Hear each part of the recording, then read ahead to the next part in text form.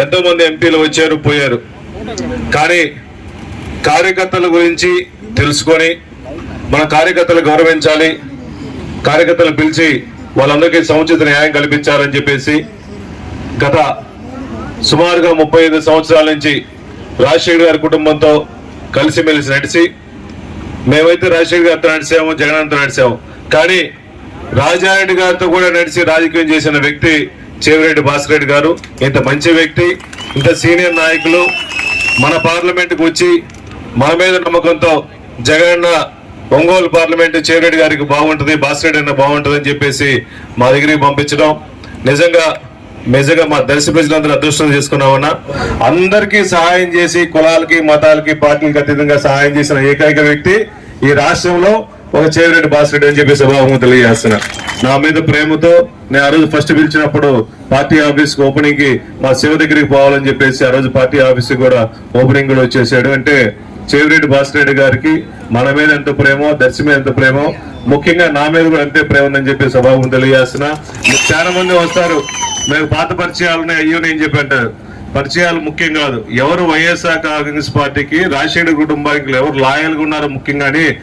అటు పార్టీ మారి ఇటు పార్టీ మారి అవకాశవాదులకి ఎప్పుడు ఈ దర్శి నియోజకవర్గం తావు లేదని చెప్పేసి మీరు గట్టిగా దమాయించి చెప్పాల్సిన అవసరం ఉంది. కాబట్టి మొదటి నుంచి కూడా మన కార్యకర్తలందరూ కూడా రాజశేఖర్ గారి కుటుంబానికి, వైఎస్ జగన్మోహన్ గారి కుటుంబానికి వీర విధేయులుగా ఉన్నారు, మన మీద నమ్మకంతో వచ్చారు. కాబట్టి మిగిలిన కాన్స్టిట్యున్సీలో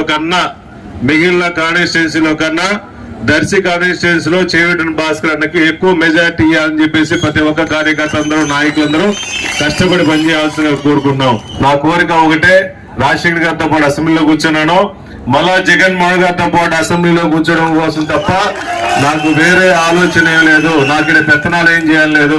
ఒక సామాన్య సేవకుడికి మాత్రమే పనిచేస్తాను. వాలంటీర్లు ఏ విధంగా సహాయం చేస్తాను మీకు, నేను ఒక పెద్ద వాలంటీర్ అనుకొని మీరందరూ సహాయం చేసి ఈ బూచేపల్లి కుటుంబానికి ఎప్పుడు ఆదరిస్తానని మనస్ఫూర్తిగా కోరుకున్నాను. జగన్మోహన్ గారు ఏ నమ్మకం అయితే నన్ను పెట్టి ఇక్కడికి పంపించారు, జగన్మోహన్ గారు ఏ నమ్మకం అయితే ఈ ప్రాంతంలో మీతో ఒకటిగా ఉండమని పంపించారు. మీరందరూ జగనన్న మాకు మంచి అభ్యర్థిని పంపించావు, మంచి వ్యక్తిని పంపించావు, మంచి పార్లమెంట్ సభ్యుని పంపించావు, మేము నిజంగా నీకు థ్యాంక్స్ చెప్పుకుంటున్నామని జగనన్నకి మీరందరూ కృతజ్ఞత చెప్పుకునేలాగా భయంతో బాధ్యతగా పనిచేస్తామని కూడా మీకు అందరికీ తెలియజేస్తాను. నేను వ్యాపారాల కోసం పదవుల్లోకి వచ్చిన వ్యక్తిని కాదు, పదవి ఉంటే వ్యాపారాలు చేసుకోవచ్చని నమ్మే వ్యక్తిని అంతకన్నా కాదు, ఎప్పుడో ఒకప్పుడు వచ్చి కనిపించి ఇంటికి పిలిపించి మాట్లాడే వ్యక్తిని కాదు. నాకు తెలియదు కూడా, చిన్నప్పటి నుంచి కూడా తెలిసిందల్లా కూడా ప్రజలతో ఉండడమే, రాజశేఖర్ గారి కుటుంబం జగన్ ఇచ్చిన ఆదేశాలను పాటించడమే తప్ప నాకు వేరే వ్యాపకం లేదు, వేరే వ్యసనం లేదు, వేరే వ్యాపారం కూడా లేదని కూడా మీకు తెలియజేసుకుంటున్నా. అందుకే ఈరోజు అభివృద్ధి విషయంలో కూడా ఈ ప్రాంతాన్ని మీరంతా కోరుకున్న దానికన్నా అనేక రెట్లు అభివృద్ధి చేసే బాధ్యత నా తమ్ముడితో కలిసి నేను కూడా తీసుకుంటాను. సమస్య లేని ఇల్లు ఉండదు, పరిష్కారం లేని సమస్య ఉండదు. బంధాలు గొప్పవి, బాధలు చిన్నవి. మీ సమస్యని మేము పరిష్కరిస్తాం, రండి మాట్లాడుకుందాం.